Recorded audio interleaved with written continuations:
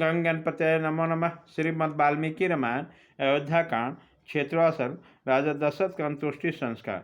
इस प्रकार शोक से संतों के कई कुमार भरत ने वक्ताओं में श्रेष्ठ महर्षि ने उत्तम वाणी से कहा, महासुशील राजकुमार, तुम्हारा कल्याण हो। यह शोक छोड़ो, क्योंकि इससे कुछ होने जाने वाला नहीं है। आप समर्चित कर्तव्य पर ध्यान दो। राजा दशरथ के शव का दान संस्कार के लिए ले चलने का उत्तम प्रबंध करो। वशिष्ठ जी का वचन सुनकर धर्मज्ञ भरत ने पृथ्वी पर पड़कर उन्हें साष्टांग प्रणाम किया और मंत्रियों द्वारा पिता का संपूर्ण प्रेत क्रम का प्रबंध करवाया। राजा दशरथ का शव तेल के कड़ाह से निकालकर उनके भूमि पर रखा गया। अधिक समय तक तेल में पड़े रहने के कारण उनका मुख कुछ पीला हो गया। ऐसा देखने से जान पड़ता मानो भूमिपाल दशरथ सो रहे हैं। तदंतर मृत राजा दशरथ को दो पूछकर नाना प्रकार के रत्नों से विभूषित उत्तम सैया विमान पर सुलाकर उनके पुत्र अत्यंत दुखित होकर विलाप करने लगे। राजन, मैं प्रदेश में था और आपके पास पहुंचने भी नहीं पाया। तब तक धर्मज्ञ श्री राम और महाबली लक्ष्मण को वन में भेजकर आपने इस तरह स्वर्ग में जाने का निश्चय कैसे कर लिया? महाराज, अनायास ही महान कर्म करने वाले पुरुष सिंह श्री राम से हीन इस दुखी सेवक को छोड़कर आप कहाँ चले गए? तात आप स्वर्ग को चल गए और श्री राम ने वन का आश्रय लिया। ऐसी दशा में आपकी इस नगर में निश्चिंता प्रभु प्रजा के जोगक्षेम की व्यवस्था कौन करेगा? राजन, आपके बिना पृथ्वी विधवा समान हो गई है, अतः इसकी शोभा नहीं हो रही। यह पूरी भी मुझे चंद्रहीन रात्रि के समान श्रीहीन प्रतीत होती है।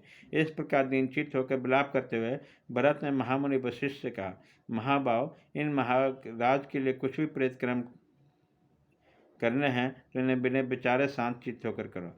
तब बहुत अच्छा कहकर भरत ने वशिष्ठ जी की आज्ञा का शिरोधार्य करके ऋत्विज, पुरोहित तथा आचार्य सबको इस कार्य करने के लिए जल्दी करने लगा। राजा की अग्निशाला से जो अग्नियाँ बाहर निकली गए थे, उससे ऋत्विजों और याजकों द्वारा विधिपूर्वक हवन किया गया।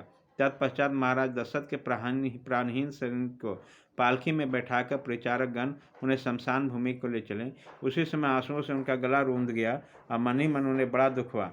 मार्ग में राजकीय पुरुष के शव के आगे सोने, चांदी तथा भांति के वस्त्र लुटाते चलते थे। शमशान भूमि में रखकर चिता तैयार की जाने लगी।